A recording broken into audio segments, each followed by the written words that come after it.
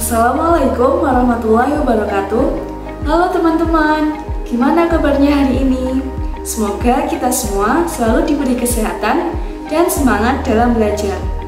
Di sini saya akan menjelaskan materi mengenai dasar-dasar ekologi.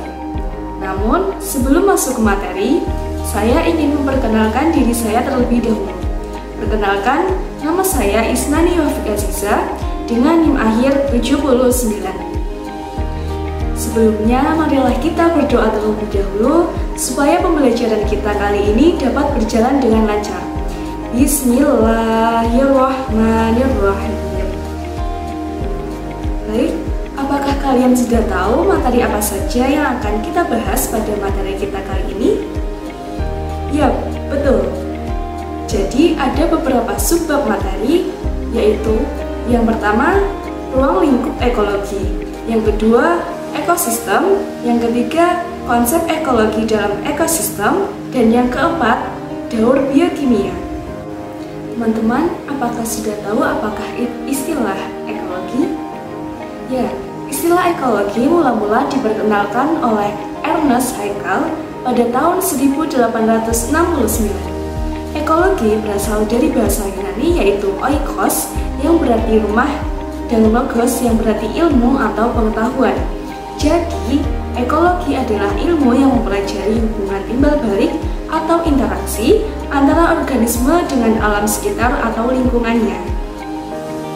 Materi selanjutnya yaitu pembagian ekologi. Teman-teman di sini ada yang tahu apa saja pembagian ekologi? Ya, pembagian ekologi yang pertama yaitu berdasarkan keilmuan. Yang pertama ada simitologi, yaitu mempelajari hubungan satu spesies organisme dengan alam sekitarnya. Yang kedua yaitu autekologi, yaitu yang mempelajari hubungan sekelompok spesies organisme dengan alam sekitarnya. Kemudian pembagian ekologi yang kedua yaitu berdasarkan taksonomi. Yang pertama ada ekologi manusia, yang kedua ada ekologi tumbuhan, yang ketiga ekologi hewan, dan yang keempat ekologi mikrobia atau zootronik. Dan kemudian ekologi tersebut dapat dibagi lagi menjadi morfologi, anatomi, histologi, fisiologi, dan genetika. Kemudian pembagian yang ketiga yaitu berdasarkan keperluan praktis. Yang pertama ada ekologi air tawar, yang kedua ekologi laut, dan yang ketiga ekologi darat.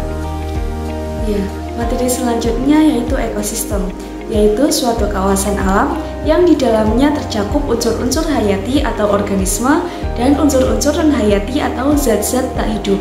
Serta antara unsur-unsur tersebut terjadi hubungan timbal balik yang disebut sistem ekologi atau sering dinamakan ekosistem. Konsep ekosistem merupakan konsep yang luas. Fungsi utamanya di dalam pemikiran atau pandangan ekologi merupakan peneganan hubungan wajib, ketergantungan, dan hubungan sebab akibat, yaitu perangkaian komponen-komponen untuk membentuk suatu satuan fungsional. Kemudian terdapat contoh pada ekosistem. Contoh yang pertama yaitu ekosistem pada tumbuhan. Berikut gambarnya. Nah, pada contoh ekosistem tumbuhan tersebut, yaitu aliran energi bergerak dari sinar matahari yang digunakan oleh organisme produsen dalam mengolah pakan dalam proses fotosintesis, sehingga disebut juga sebagai produsen yang terdiri dari tumbuhan berklorofil. Untuk contoh yang kedua yaitu ekosistem pada hewan.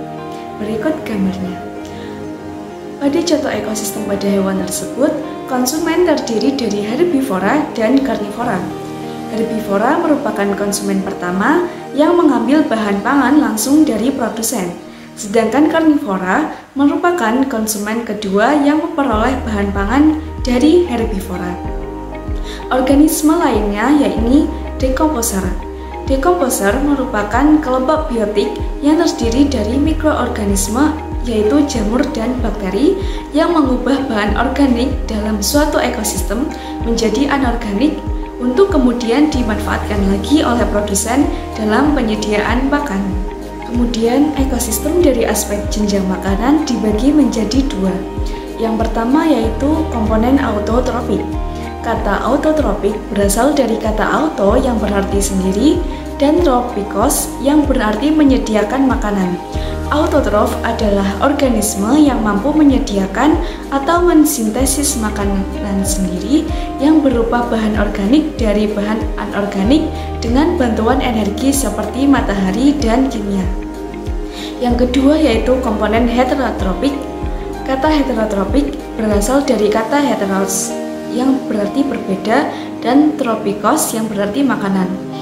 Heterotrof merupakan organisme yang memanfaatkan bahan-bahan organik sebagai makanannya dan bahan tersebut disediakan oleh organisme lain. Selanjutnya, ekosistem dari aspek kehidupan terdiri atas dua macam, yaitu biotik dan abiotik.